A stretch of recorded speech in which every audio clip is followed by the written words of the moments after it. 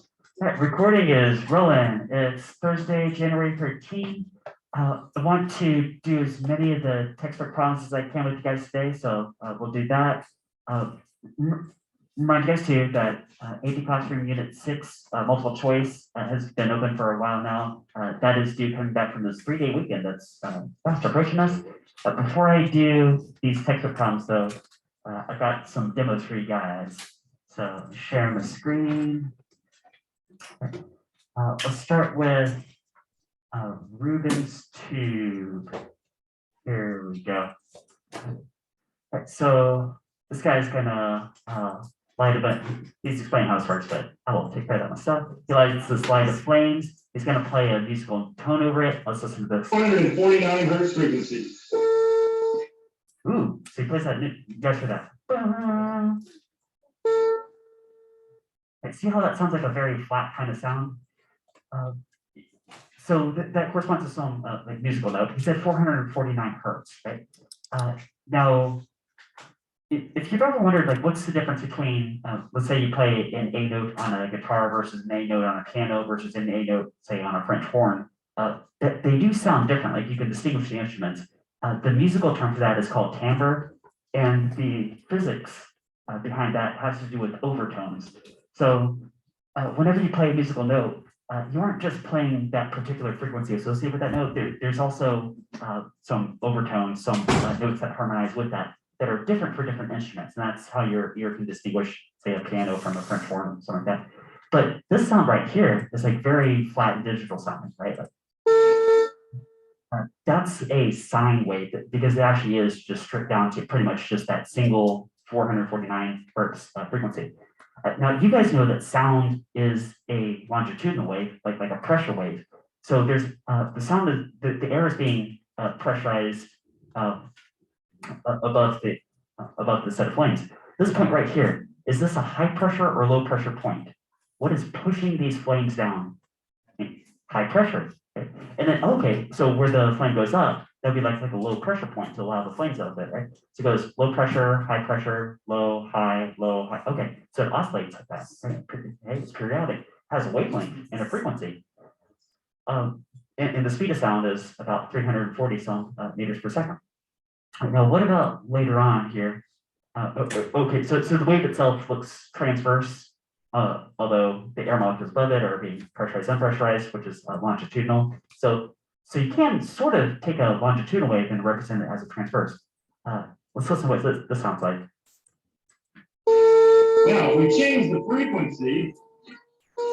Ooh.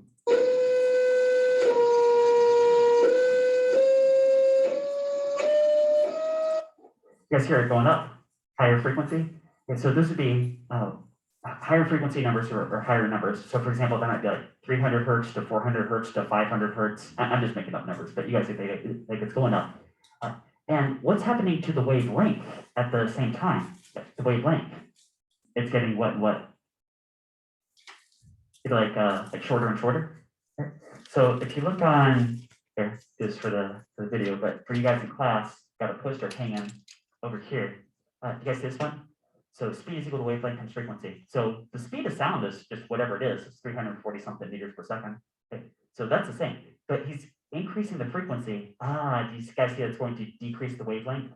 Right? So for a constant speed, if you increase the frequency, you're going to decrease the wavelength because wavelength and frequency are inversely related to each other.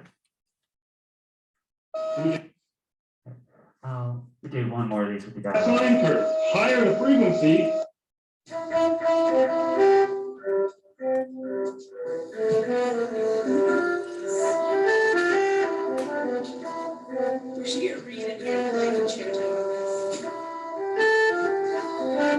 Yeah, you can play music over that and get a sound visualization.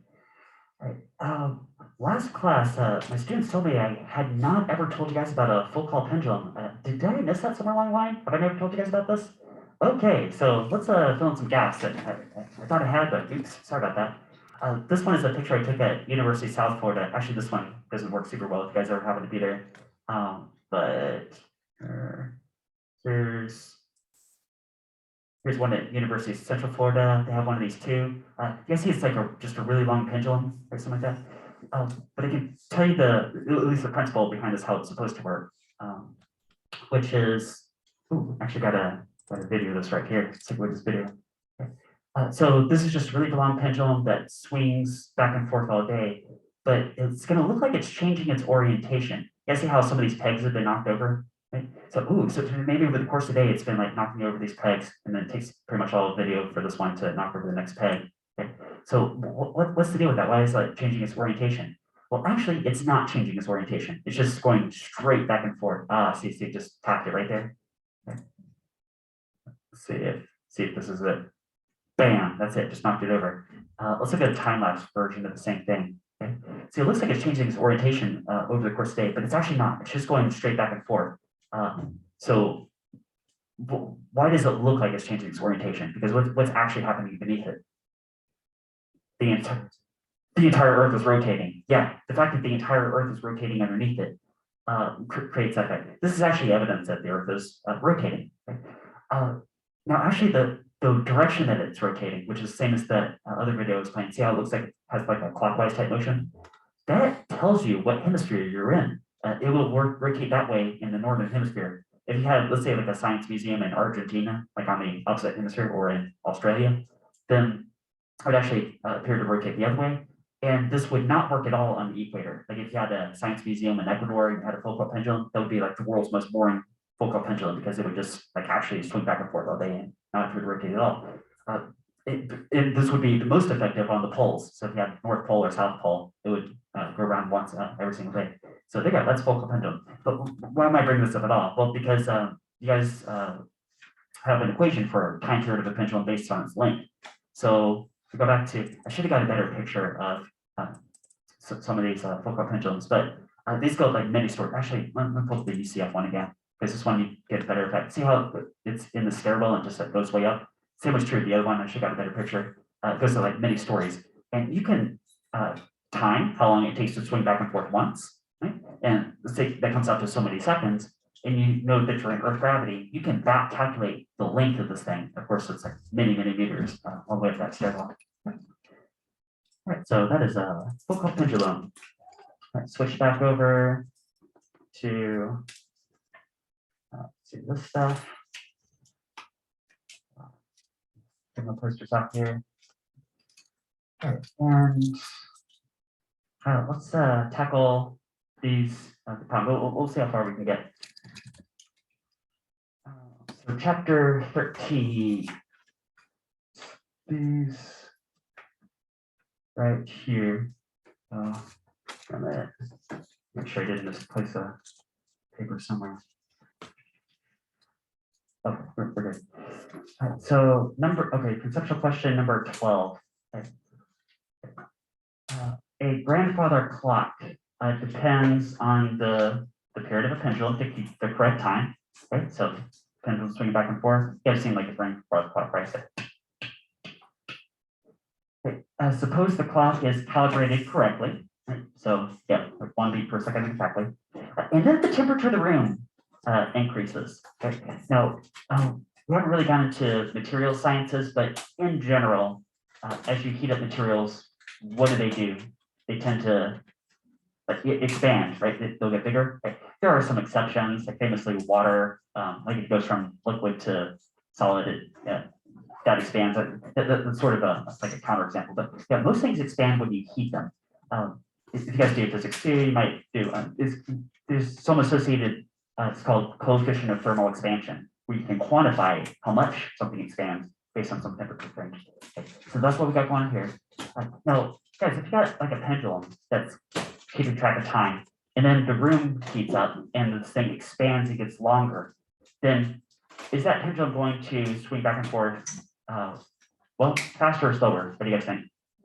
Slower, okay? Because hopefully you caught on to that, but it's your reference formula. Time period of a pendulum is 2 pi times the square root of L over G. So if you have a slightly longer pendulum, it's going to take more time to swing back and forth. That's to say, you'll swing back and forth with less frequency. What's the question here? Does the clock run slow, fast, or correctly. Oh, well, you guys just told me that. You said it's gonna run slow, right? So instead of being once per second, and maybe now it's once, well, it's going a little bit too slow, so it's gonna lose some time over the day. Okay? Once 24 hours have gone by, maybe this clock says like, oh, it's only been 23 hours and 55 minutes or something like that. So that's a conceptual question, like a sentence type answer. And then problems. Okay, so now we're getting to the ones that involve some equations, and some numbers. A block with mass 0.6 kilograms, okay, so 0.6 kilograms, is attached to a spring with a force constant of 130 newtons per meter. Okay, so that's how stiff the spring is. It's free to move on a frictionless horizontal surface. The block is released from rest after the spring is stretched a distance of 0.13 meters. Okay. Oh, they said A. They didn't say X. They said A. Right, why is that? What do you think that A stands for? How about amplitude? Like amplitude? Because if it's some maximum amount that you stretch something back, that's like the furthest you stretch it back. That would be the amplitude of some associated periodic motion, wouldn't it? So you stretch it back that much. That's why they're labeling it A for amplitude. At that instant, find the force on the block and its acceleration. Ooh, interesting. So got here number 1.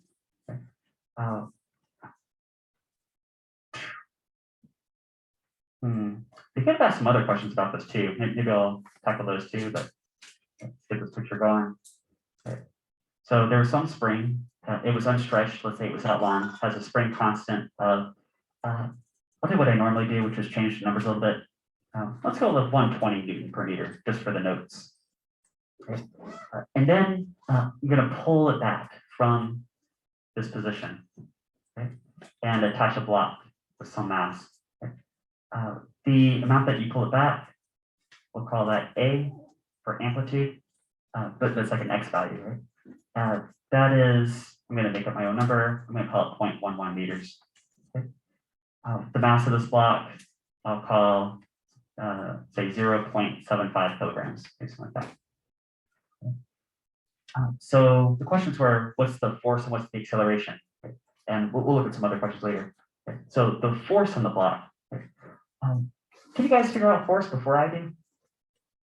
See if you can stay a step ahead of me. This is last semester kind of stuff. You guys remember something called Hooke's law? F equals kx. You guys remember that? Some textbooks do negative kx, depending on saying like what force on what object. Is it on the spring? Is it on the block? What distance compared to what direction is the force? But I usually just write it that way. So we got a spring constant of so many Newton per meter and a stretch distance of so many meters. You guys see the meters is going to cancel, which leaves you some number of newtons, which describes the force. Okay. So what is that spring constant times that pulling distance? I'm looking at this many newtons of force. Okay. Now the block is being pulled to the left with that much force. From the point of view of the spring is being pulled to the right with that much force. Okay. But that's Newton's third law of motion, right? Equal and opposite forces. Got an action reaction pair. The follow-up question, part B, says determine the acceleration of the block. Okay. So actually, maybe I can do that in the space over here. Part B. Okay. Again, try to stay a step ahead of me. So you know the force, you know the mass. Can you get the acceleration? That sounds like a job for Newton's second law of motion. Acceleration is force acting on a mass. Well, I should say net force. Okay. Let's say all the other forces cancel out, like the weight and the normal force, blah, blah, blah. So there's a net force of this many newtons, which we saw from part A, acting on a block of this many kilograms, which was given in the book. Oh, my numbers are a little bit different than your numbers. You guys get the idea. So what is this force acting on this mass? I'm looking at this many meters per second squared. Like that. Huh? Hey, that particular acceleration, so many meters per second squared, you could touch that a little bit differently. You could say, how many times free fall is this? That's to say, how many G's is this? You guys ever heard like G force, which is really an acceleration value? Okay. So could you take this and divide by 9.8? and say that's like so many G's.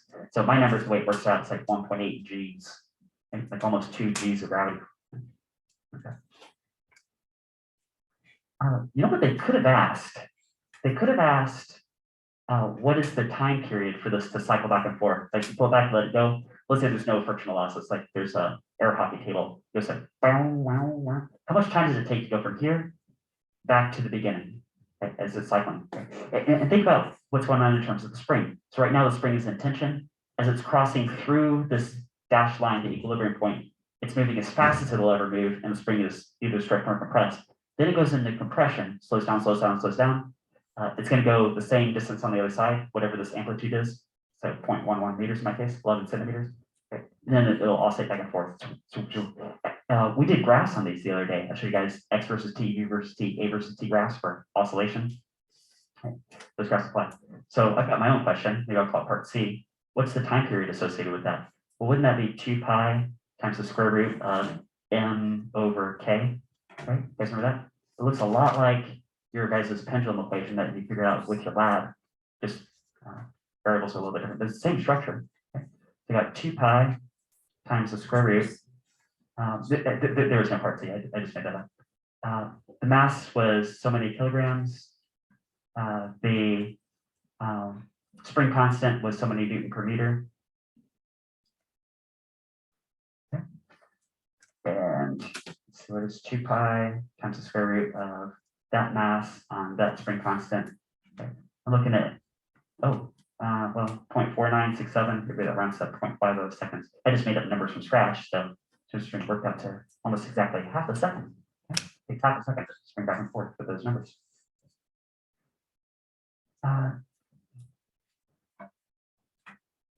What else I want to say about this? This force and this acceleration are only true at this particular instant. As soon as the block starts to move, each of these numbers decreases, right? So it's going to go down. It's going to oscillate. Number 6. Next one's number 6.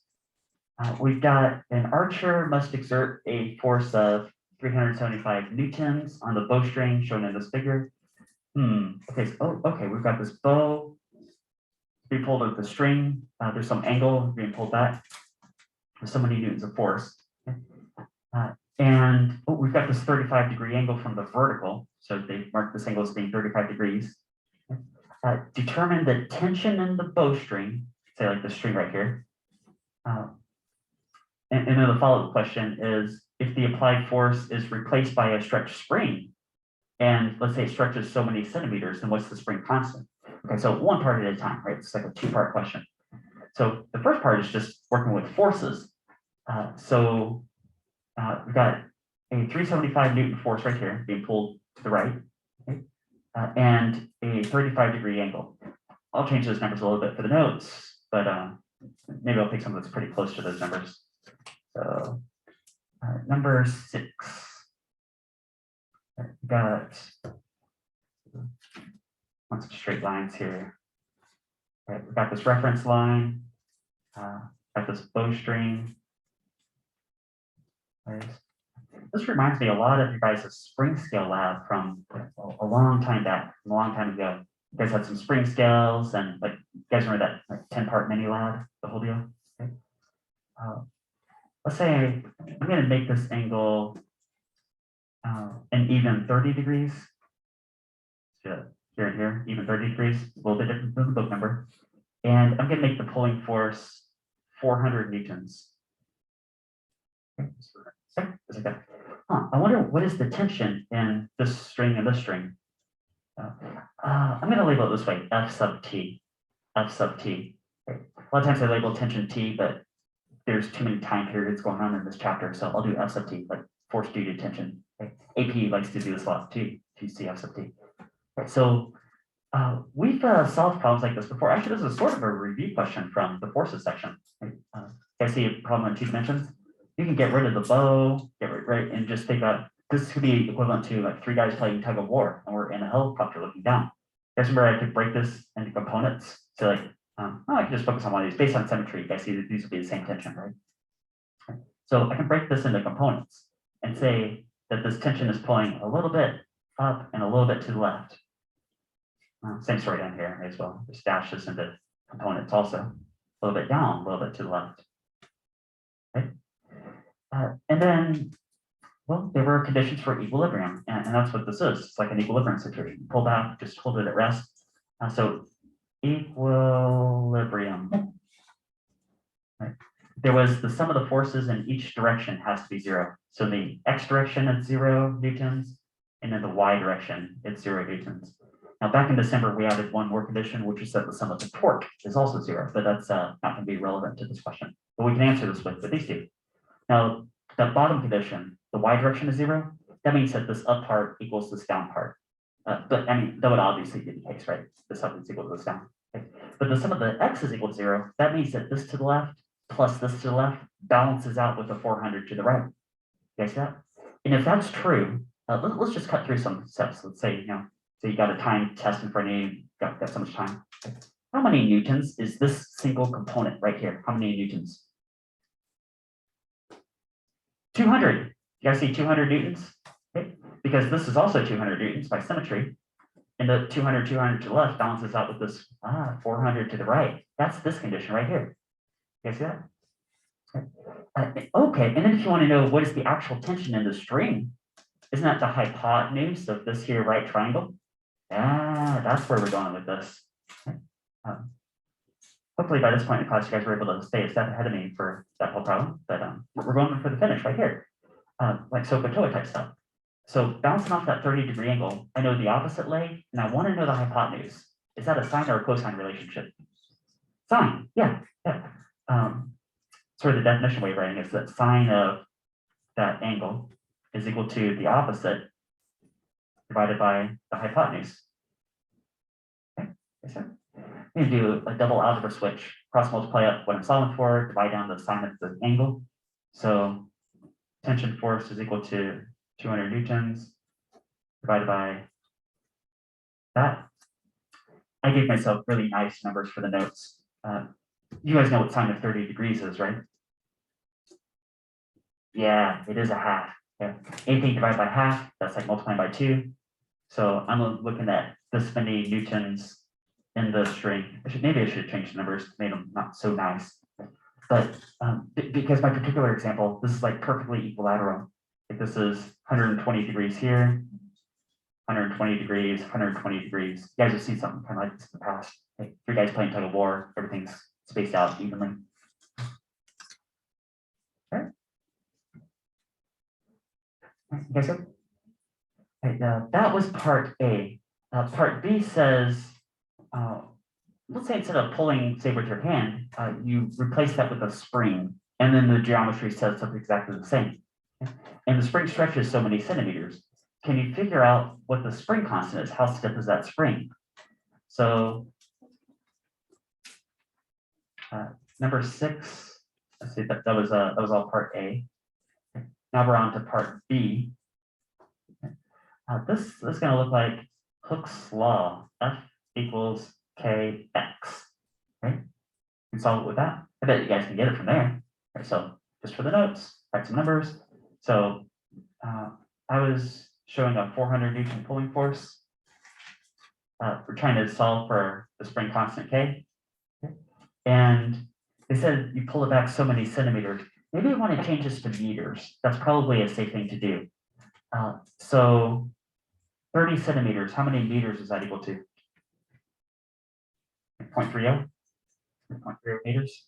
Yeah, something like that. So in one algebra step, divide both sides by that pulling distance. I'm looking at spring constant of this many Newton per meter.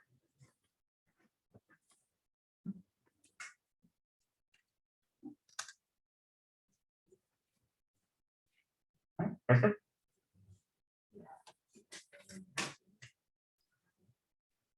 Number 8, a block mass, so many kilograms attached to a spring with the spring force. Oh, hey, look at that. They did scientific notation. 5 times 10 to the 2 Newton per meter. 10 to the 2, that's 100, right? Factor of 100. Right? So, okay, so 500 Newton per meter. Right? The textbook route lies on a horizontal frictionless surface, so air hockey tabletop, as shown in this figure. The block is pulled to a position of this many centimeters to the right and released. Okay. Find the work required to stretch the spring and the speed of the block as it passes through equilibrium. This is a good review question also from last semester kind of stuff. So here's what I'm thinking. You guys remember how work is equal to force times distance? Okay. So you might say, well, okay, I'm applying some force, I pull some distance, but then there's a problem with that exact approach with this, which is that it's a variable force. When the string is unstretched, it's very small force to pull it. Okay? And then the more you pull it back, you need more and more and more force, right? So like it ramps up according to Hooke's law, F equals kx. If you pull it back twice as far, you need twice the force. Okay? So the work that you need to pull it back is equal to the energy that you end up giving it. Do you guys remember potential energy stored in the spring? What was the formula for that? The potential energy stored in the spring? 1/2 kx squared. Yeah, which was the area under the curve of Hooke's law. I'm doing like really doing review with the guys, but Fx. There was here's Hooke's law. F equals kx. Okay, that's for F equals kx. Okay. And then if you look at the area under the curve, the area of that triangle, so it is force times distance, but it's for a variable force. Okay. This is the energy stored in the spring, which is 1/2 base height, right, per triangle. The base is x, the height is kx, 1/2 of that. So energy is equal to 1/2 kx squared. And that's what we're going to use. Okay. So energy is 1/2 kx squared. This is for part A. Right? So the work you do, it ends up being the potential energy that you give to the spring. They told you the spring constant. I'm going to use a slightly different number. I'm going to go with 600 Newton per meter. Right? They gave you 500, I'll do 600. And the amount that you pull it back, they said 5 centimeters. Maybe I'll make mine like 7 centimeters, which would be 0.07 meters. And don't forget to square that. Okay. So 1/2 kx squared. Okay. Your numbers are a little bit different, but not that much. So your answer should be kind of close to what I get. What's 1/2 kx squared? I'm looking at this many joules. Okay. That's how much energy would be stored in the spring at that point. Therefore, that's how much work you had to do on the spring to stretch it to that point in the first place. But there's a follow-up question. It says, what is the speed of the block as it passes through equilibrium? So you let this block go, it's going to go, isn't going to oscillate back and forth. So it's really stretched right here. Then it crosses through equilibrium point. Then it goes into compression. It slows down. Then it goes back through the equilibrium point. So it's going to oscillate back and forth. If it's frictionless, then it could do that forever, right? So how fast is it going through the center? What framework do you think we're going to use to solve that? Conservation of what? Energy, conservation of energy. So the energy stored in that closed system would be the same at all points. So I can say the sum of energy initial equals the sum of energy final. You guys remember doing stuff like this? So the energy it started with was your 1/2 kx squared. Right? When you pull it back and you're holding it at rest, it was all that kind of energy. No kinetic energy because not in motion at that point. No gravitational potential because there was no elevation change, right? This whole thing is horizontally oriented, which is going right and left. It's not going against gravity. And then when it's passing through the equilibrium point, that stretch value x would go to 0. So there's no energy stored in the spring going through equilibrium, but it is moving. So it has 100% this kind of energy, kinetic. Okay, you guys remember that? Okay. And the question, this is part B, the question is, what is the speed going through the center? Are you guys okay with that setup? Like why that setup is what it is? Okay. So we're going from 2 points, from the maximum stretch point, which is all this kind of energy, to flying through the equilibrium point, it'd be all this kind of energy, kinetic. And they have to equate because of conservation of energy. Okay. So let's solve this in terms of variables since you guys are AP, and then go back and plug in all the numbers. So solving for V, I'm going to divide down the M and take the square root. So an expression would be this, and the AP could totally throw you a question like this where you have to solve in terms of variables. I got a K, got an X squared, the halves canceled out already. I have to divide by M and then take the square root. Okay. If you like, you could even do this. So I bet some of you guys are looking at this right now. You guys see the square root of X squared? You don't have to, but you could write it this way. Okay. Actually, AP would take either one of these. So if they wanted you to do this on an FRT, then if you stopped at this step, then you'd get full credit. But let's plug in the numbers. How fast is this thing going through the center? I said a spring constant. What was my spring constant? I said 600 Newton per meter. It's a little bit different for you guys on your paper. And the mass of the block, say so many kilograms. So many kilograms for the mass of the block. Okay. And then the original stretch amount, what did I say was, I said 7 centimeters, that'd be like 0.07 meters. Like that. So newtons divided by kilograms, the kilograms cancels, the meters going to cancel, or well, this will end up meters per second is at the end of the day, if you follow through with the units. Okay, so what's 600 divided by 2, all times 0.7. I'm looking at this many meters per second.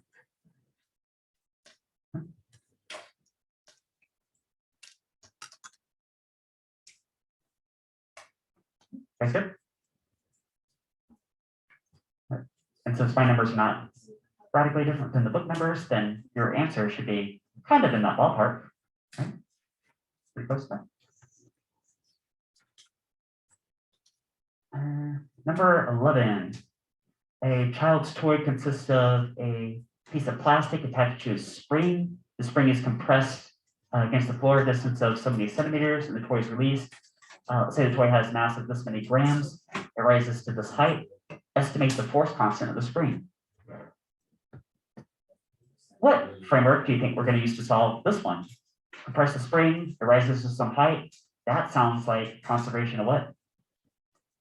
Energy, just like we just did. Yeah. Caveat on this one, you could make a case that this is sort of like a reverse collision. You might want to consider conservation of momentum. So I'll tell you what, for this type of problem, you always sort of simplify that away and just go with conservation of energy. It's just how they solve these textbook style. So we're going to do that too. We're going to have, there was some mass here being compressed. Let's say this thing had been compressed. So they tell us, yeah, they told you how much the spring had been smashed down, some X value. There was some spring constant that we're, I think that's what we're solving for, right? Yeah, we're trying to figure out what is the spring constant. Okay. Because when you let this go, it goes pew, and the thing flies up to some maximum height. Call this, I'll label it over here, some maximum height, h. Okay. So how can you get this? Well, let's do conservation of energy again. Sum of energy initial equals sum of energy final, or point A to point B. Okay, so initially, wasn't all the energy stored in the spring? It's like your 1/2 kx squared. And then at the very top, it's all what kind of energy? Gravitational potential. Yeah, that's your MGH. Right, MGH. Now, I bet there are at least a couple of guys out there who are saying, hold on, where's kinetic energy? Because wasn't this thing like in motion from point A to point B? Should there be kinetic? Why did I not write anything to do with kinetic energy? It's just the middle is kinetic, it turns into potential. Exactly, because that's just the middle step. So remember, conservation of energy, you're always going from some initial point to some final point, and all you care about are the energy mixes at those particular points. Sure, there was kinetic in the middle, but yeah, we can just bypass that. Right, so started with this, ended with this. We're trying to solve for this. So let's solve in terms of variables first. cross multiply the 2, divide down x squared. It looks like the spring constant is going to be 2 mgh all divided by x squared. Might be true. Right. And then just plug in numbers. So I'll make up some numbers that are a little bit different than the book. Notice they gave you grams for the mass, so you do have to convert to kilograms. So I'll do something that's a little bit different than the book value, but we have kilograms. Gravity, maybe I'll use like 9.8 meters per second squared. If you want to use 10, that's fine. The height they told you in centimeters, so don't forget to convert that to meters, rolling back the decimal 2 places. There's a value that's kind of close to the book value, a little bit different. And then the compression amount, which they also told you in centimeters, so don't forget to divide by 100 to turn that into meters. And also don't forget to square that because x is being squared. Okay? So again, I picked some numbers that are kind of close to the book numbers, so my spring constant should be kind of close to yours, but maybe a little different. Let's see, what is that times that times that times that, all divided by that squared. I'm looking at this many Newton per meter.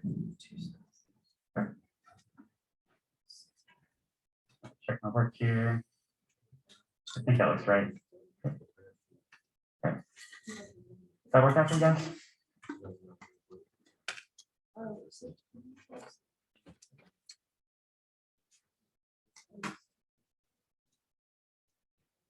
Okay, number 34. Man enters a tall tower needing to know its height. He notes a long pendulum. Hey, this is what I was showing you guys at the top of the class. Remember that Foucault pendulum? Right? If you go to either UCF or USF, then you can go to the science building. You can find one of these yourselves. Right? So super tall pendulum, maybe like in the stairwell. Okay? And you see from extending from the ceiling, and it has this particular time period, so you can time this thing.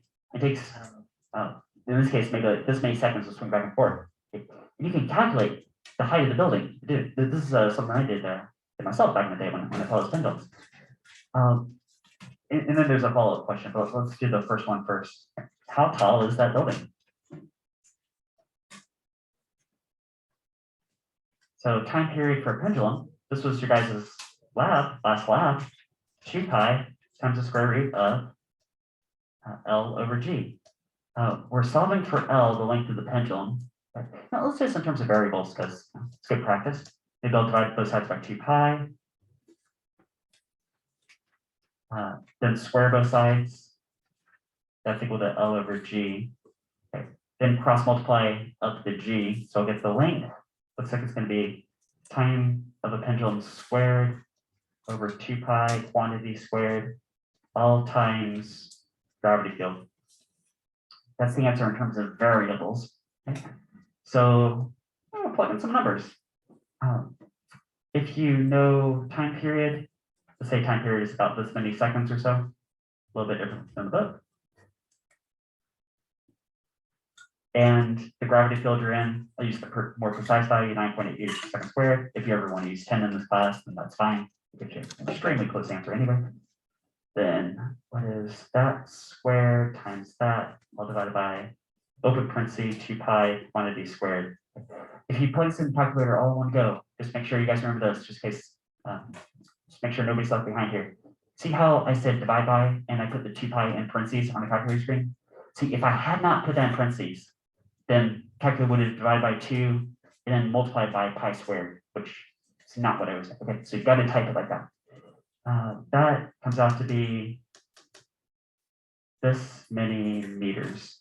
Okay. Woo, that is a long pendulum right there. That is a tall building. So that was actually part A. Part B says, what if you had taken that pendulum to the moon? What would that time period be there? So the same pendulum, we know what the length of the pendulum is. So you have to answer part A first, because you have to take that to apply to the next part. Part B says, what would the time period be? Let's go back to the original version of the formula. We got it in your lab. So part B, time period of a pendulum. is 2 pi square root L over G. And now we know what L is. I'm going to use my answer from here, which is a little bit different from what you guys got. So this many meter long pendulum, but we're going to change the gravity field because we're going to the moon now. So let's do this many meters per second squared. Is that what I said? Hold on a minute. Okay, yeah, let's go with that, I guess. Okay. So square root. This was, oh, I should ask you guys before I start plugging and chugging. On the moon, because you guys know on the Earth this was about 15 seconds or so, right?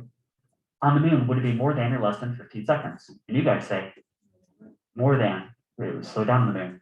That's exactly what the numbers say too. It says about this many seconds. Swing back and forth.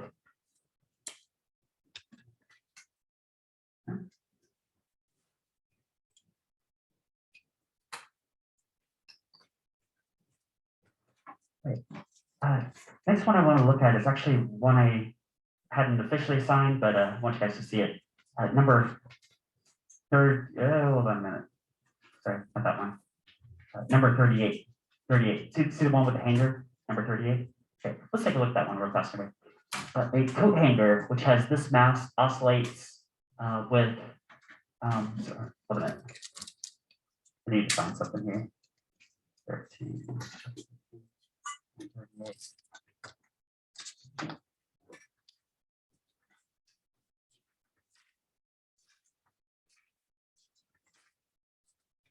Yeah, okay. Oscillates.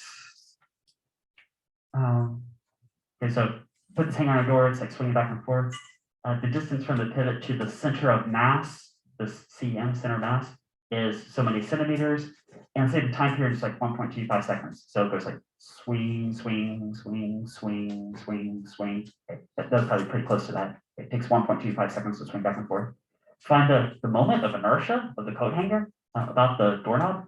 Now this is kind of similar to your guys' last lab, but maybe a bit more involved. And that's what I want you guys to see, that this is consistent with your guys' lab, but just there's a little bit more to it. So it's something to do with time period of the pendulum, but it can't be 2 pi square root L over G because the mass is not all located on a bob at the end of the length. I mean, that's what's embedded in this formula. It looks like the mass is kind of spread out and there's some associated moment of inertia. I'll give you guys the formula for this. It goes like this: 2 pi times the square root of moment of inertia divided by mgl. Now this is way beyond anything that AP would ask you, but I want you guys to see this, be familiar with this, and also see how this simplifies down to the pendulum formula if you need to. Okay?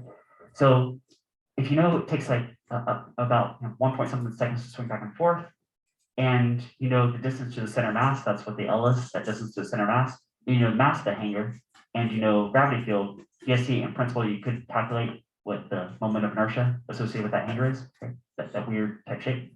Okay. Moment of inertia, you guys remember there was like a whole table of textbook values for different common shapes of like a bowling ball, solid spheres, 2/5 mr squared, that whole thing. Okay. Something like that. But a hanger is like a weird shape. So you could solve for this. What I want to do with you guys instead of actually solving this one out is show you guys that this simplifies to time period of a pendulum for a pendulum type shape. So for a pendulum, I'll do T sub P. Let me go ahead and start with this more general formula for like any shape, which is this: 2 pi times the square root of. Okay. But instead of I, let's think what a pendulum looks like. Okay. Pendulum has some string of negligible mass and then a bob that has all the mass, supposedly, something like that, right?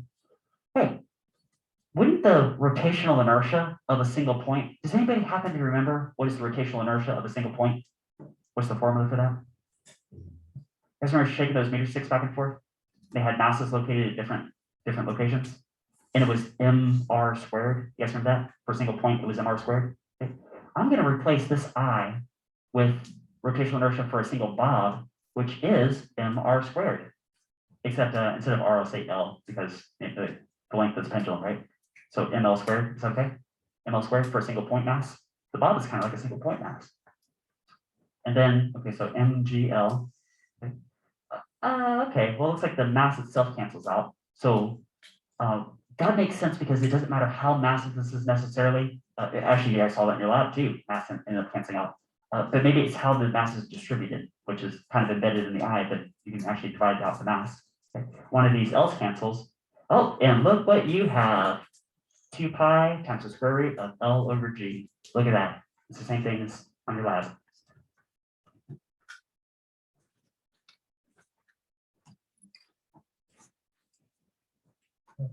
Oh, actually, that's probably a pretty good pause point. You know what? We only got a couple of problems left, so we're sitting in a real good spot. The official due date on this isn't until end of next week, so you guys got plenty of time.